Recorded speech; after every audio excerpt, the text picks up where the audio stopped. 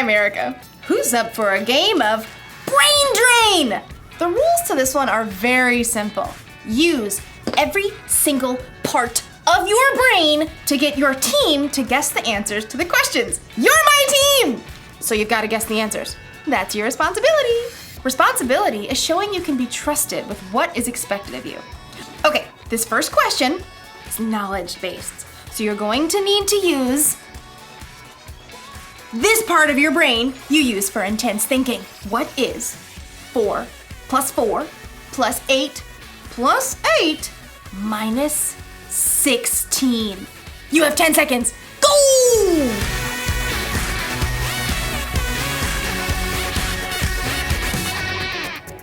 Carry the 1. Okay, time's up! Here's the answer. 4 plus 4 plus 8 plus 8 minus 16 is 8! Did you get the answer? Did you get the answer? Huh? Who got it? I'm gonna say you did. Next question! Okay, so this is an artistic question. You'll need that creative part of your brain right here. Using the enclosed clay and drawing pad, get your team to guess the following phrase. Okay, I can do this. Go! Huh? Oh, what? Oh, what? Do you get it? It's a dime a dozen. A dime a dozen. A dime a dozen. That's the phrase that means something is so common you can pretty much find it anywhere. It's a dime a dozen. We're rich, I tell you. We're rich. Oh. Let's do another one. Ooh! This one's a performance card. I like this one. It uses that part of your brain that gives you courage. Right here to act on stage or sing. Here goes. Get your team to guess the following animal. Yeah, I'm not doing that. I'll just look silly. In today's story, we'll learn about a boss who put 3 servants in charge of bags of gold. Will the servants do something with what they're given or waste their opportunity? I'm not going to act like that animal. Stop wondering. Stop! The Bible.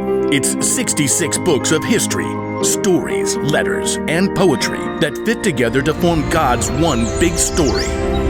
The epic adventure of how He created us and loves us so much that He made a way to rescue us.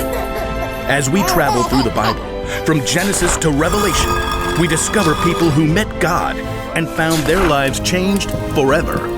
Now, for an amazing story, inspired by the book of Matthew, chapter 25, verses 14 through 30. When Jesus wanted to share truth with the people that followed Him, He often would tell a parable, a story.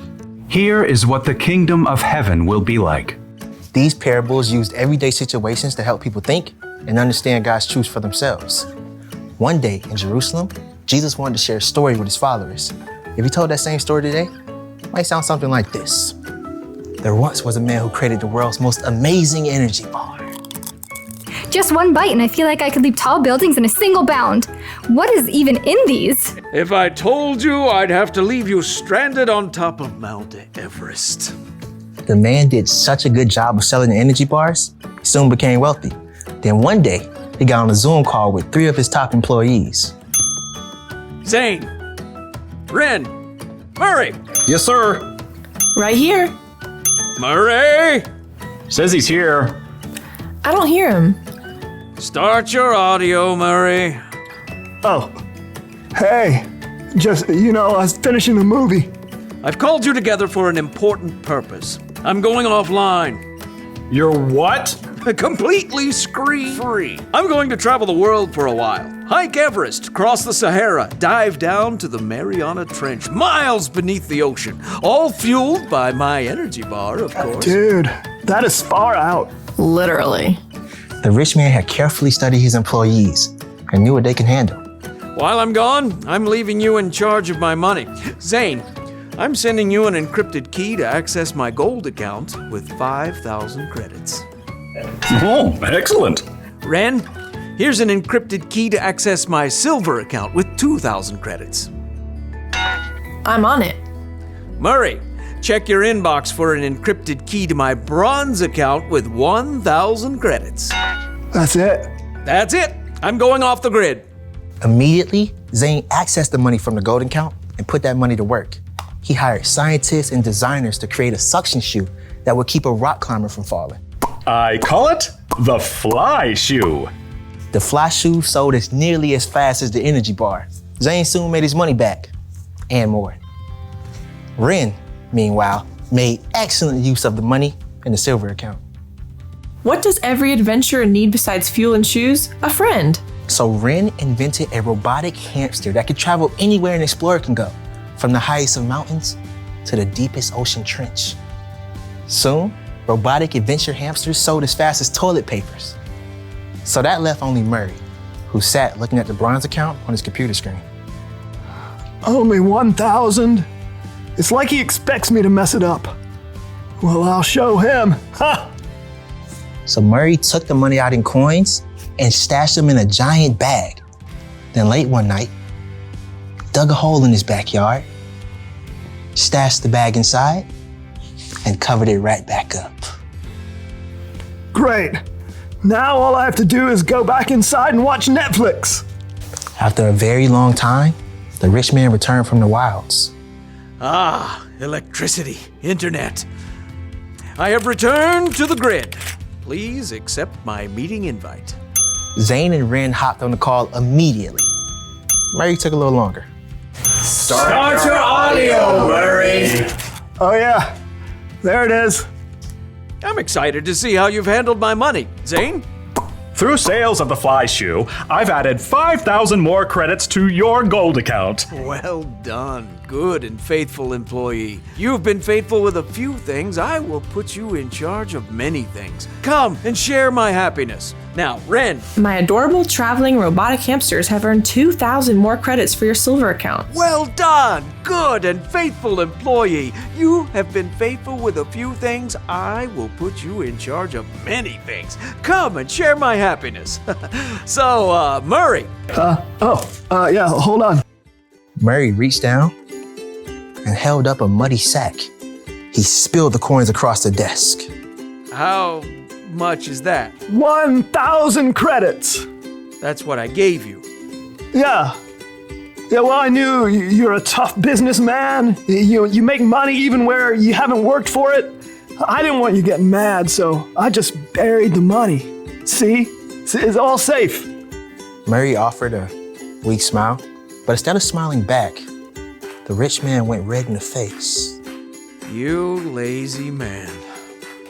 If you knew I can make money even when I haven't worked for it, you should have at least kept my money in the bank where it would have earned a little bit. Sure.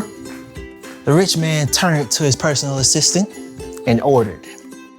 Take Murray's credits and give them to Zane, who already has 10,000 credits. Oh, and take Murray off my payroll immediately. The message of Jesus' story was clear. If you are responsible for what you were given, you'll be given more. If you wasted it, you end up with nothing.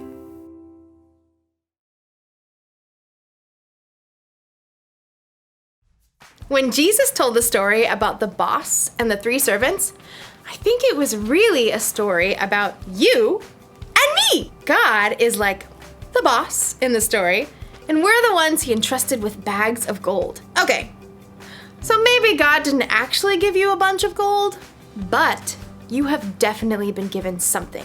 Each and every one of us has been uniquely created. We've been given unique talents and abilities. We use different parts of our brain. We are definitely not a dime a dozen. So, it's up to us to actually use what God has trusted us with. We can't just bury it in the ground and let it go to waste.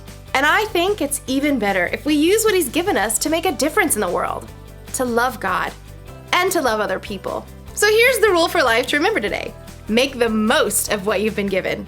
So if you've got a talent for singing, then sing out loud and strong. If you're good at intense thinking, then think about how you can make the world a better place.